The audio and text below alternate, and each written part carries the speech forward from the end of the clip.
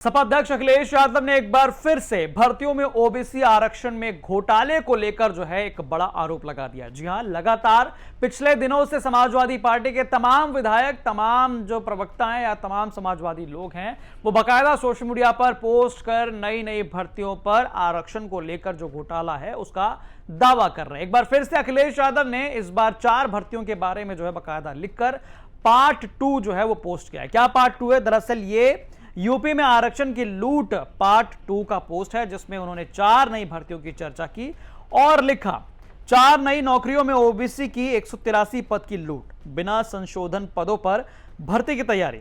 BJP सरकार 69,000 शिक्षक भर्ती घोटाले में सुप्रीम कोर्ट में सरकारी अधिवक्ता नहीं भेजती है और केस की डेट जानबूझकर टलवाई जाती है। जब समाजवादी पार्टी पीडीए पंचायत करके गांव-गांव इन मुद्दों को उठाती है तो वहां पर स्वजातीय पुलिस भेज के पीडीए पंचायत को रोका जाता है।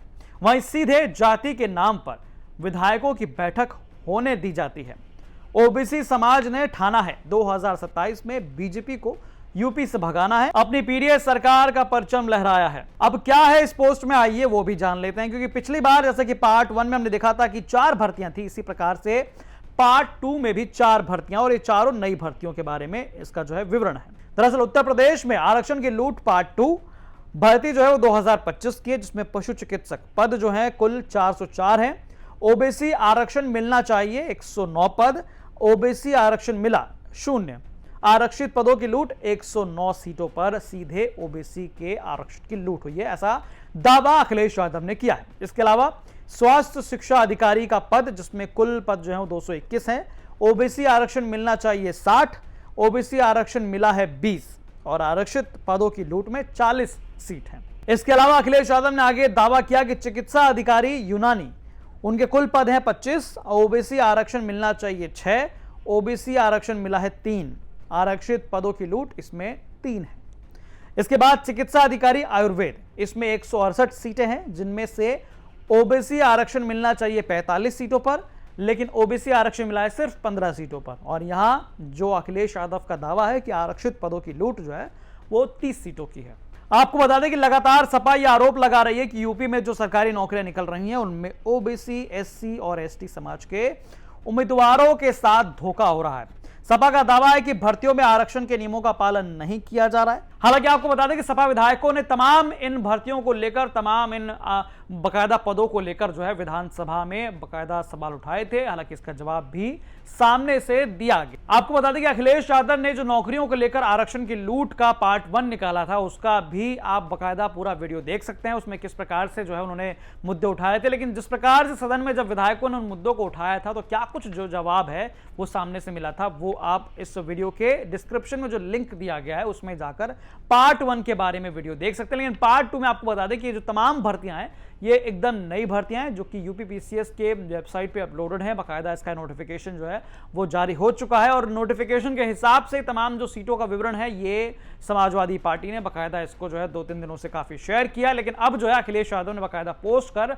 यह दावा कर दिया है कि आरक्षण में घोटाला किया गया है। हालांकि आपको बता दें कि यूपी के वित्त एवं संसदीय कार्य मंत्री सुरेश खन्ना ने पिछले दिनों विधानसभा में इन सभी का जवाब देते हुए कहा कि योगी सरकार में आरक्षण व्यवस्था का पालन किया जा रहा था, किया जा रहा है और किया जाएगा। इसमें किसी को भी संदेह नहीं होना चाहिए। उसमें फिर से परीक्षण कर रहा है और जो भी आरक्षण की व्यवस्था होगी उसे पूरी तरीके से लागू किया जाएगा, उसमें किसी को शक नहीं होना चाहिए। इसके अलावा एक विषय आपने उच्च शिक्षा में आयोग का जो हमारे नए अध्यक्ष है उसका नियुक्ति हो चुकी है, श्री प्रशांत कुमार जी, वो आगे का आयोग का कार्यभार संभाल लिया उन्होंने। अब उसमें वही अपने हिसाब से सब गतिविधियां को संचालित करेंगे। एक आपने पशु चिकित्सा अधिकारी वाली बात बताई, माननीय ओबीसी का जो आपने फिगर पढ़ा उसमें 535 में पहले से ही 588 लोग इसमें पद भरे हैं, इसलिए आरक्षण का अधियाचित पदों की संख्या आपने लिखा है उसमें 0 है। जब ऑलरेडी वो पद भरे हैं तो उसमें किसी प्रकार का नियुक्ति नहीं होने जा रही, किसी प्रकार का आगे का वही कार्रवाई नहीं हो रही। लेकिन ये मन में शंका नहीं होनी चाहिए मान्यवर, आज मैं कहना नहीं चाहता था, लेकिन अब चूंकि इतना जबरदस्त उधर से ये आ रहा है कि आरक्षण को विरोध कर रहे हैं, वो साहब कह रहे हैं अरे पूछो आरक्षण का हम क्यों विरोध करेंगे। हमारे मंत्रिमंडल में 19 लोग हैं ओबीसी के। सुन लें इसलिए कह रहे हैं कि ऊपर से लेकर नीचे तक, आज ऊपर से लेकर नीचे तक जो आपकी व्यवस्था 27% की है, उससे ज़्यादा आरक्षण हमने ऊपर से लेकर नीचे तक दिया है। और ये किसी प्रकार से ये आरोप पूरी तरीके से मिथ्या है। ये पूरी तरीके से उत्तर प्रदेश के जनता को भ्रम में डालने वाला है, गुमराह करने वाला है कि हम किसी भी तरीके से आरक्षण को नहीं चाहते हैं या आरक्षण की व्यवस्था को हम किसी प्रकार से डाइल्यूट कर रहे हैं। पूरी तरीके से हम इसको नकारते हैं। और योगी की सरकार में जितने भी, जब से 2017 से सरकार आई है, हर स्तर पर इस बात की कोशिश की गई कि हम आरक्षण का पालन करें और आगे किसी प्रकार की आपको इसमें कमी नहीं मिलेगी, नहीं शिकायत करने का भी मौका नहीं मिलेगा। माननीय, जितनी भी आपने बातें कही थी उस सबका जवाब दे दिया गया। अभी इतिहास और भूगोल तो है हमारे पास, है नहीं। तो अब साफ तौर पे आपने देखा किस प्रकार से समाजवादी पार्टी ने ये एक नई मुहिम जो है वो शुरू कर दी है। बाकायदा वो भर्तियों को लेकर, उसमें आरक्षण के मुद्दे को लेकर, खास तौर पर ओबीसी आरक्षण को लेकर जो है उन्होंने आवाज बुलंद करना शुरू कर दिया और सरकार और विभागों पर तमाम बड़े बड़े आरोप लगाए कि ये आरक्षण में लूट कर रहे हैं। बहरहाल आपकी इस पर क्या राय है, हमें कमेंट करके जरूर बताएं। बाकी तमाम खबरों के लिए आप देखते रहें यूपी तक। धन्यवाद। तो लखनऊ यूनिवर्सिटी में जो आपका छात्र जीवन था वो कैसा था? क्योंकि कहा गया कि अभय सिंह भी आपके आसपास के ही थे। नहीं, तब तक तो हम लोगों के संबंध थे और हमसे एक वर्ष पहले आ गए थे अभय यहाँ पे लखनऊ यूनिवर्सिटी में। मैं जो है एक वर्ष बाद आया यहाँ पर। तो आए थे तो हम लोग, ये था कि ग्रेजुएशन कंप्लीट करने के बाद हमारी एक अपनी जो इच्छा थी, जो हमारा एक शौक था कि शॉर्ट सर्विस कमीशन के थ्रू, ओटीए के थ्रू आर्मी ज्वाइन किया जाएगा। 8 साल बाद छोड़ा वीआरएस नहीं, वीआरएस के प्रोविजन था उसमें 8 साल के बाद। तो हमने कहा फिर वापस आ जाएंगे, राजनीति करेंगे। क्योंकि हमने डिसाइड कर लिया था कि हमको पॉलिटिक्स करनी है, चुनाव लड़ना है, जनता की सेवा करनी है। हम लोग 80 के दशक में हमने देखा है, जो कभी कभी जो दलित मूवमेंट में देखता हूँ, दलित नेताएं कभी कभी नेता लोग आक्रोश भी व्यक्त करते हैं, बहुत कुछ जायज भी लगता है। लेकिन अब समय के साथ बहुत सुधार हुआ, तो उनको भी अपने बात विचार में सुधार लाना चाहिए। छुआछूत जैसी स्थिति 80 के दशक तक हम लोगों ने अपने बचपन में देखी थी। हमारे यहाँ मजदूर जो काम करते थे दलित, तो वो जान लीजिए अपना चप्पल पहन के भी नहीं आते थे। ऐसी छुआछूत आपने देखा है? देखा है मैंने, बड़ी पीड़ा होती थी। हम लोग बहुत छोटे थे, लेकिन लगा क्योंकि हम उनके बच्चों के साथ खेलते थे, उसके लिए लोग गाँव मना किया जाता था, नहीं कैसे उनके साथ खेलते। मुझे अजीब सा वो लगता था। बताइए अभी हम लोग किस, चूंकि मैं कलकत्ता पैदा हुआ था, वहां पढ़ रहा था, स्कूलिंग मेरी वहीं हुई अप टू 8th, तो मुझे लगा वहां तो जातिवाद था नहीं, हम लोग मोहल्ले में सब लोग एक साथ खेलना पीना, के गाँव में आते हैं ऐसा स्थिति है।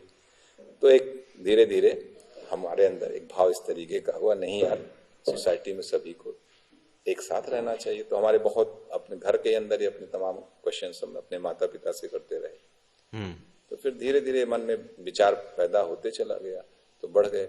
उसके बाद मैं आपको बताऊं, एक बार हमारे यहाँ एक इंटर कॉलेज है हम लोगों का, तो गांव पे हम लोगों के पूर्वजों का कॉलेज है वो। एक हमारे यहाँ प्रबंधक थे स्वर्गीय सूर्यनारायण सिंह जी, अब तो डेथ हो गई उनकी।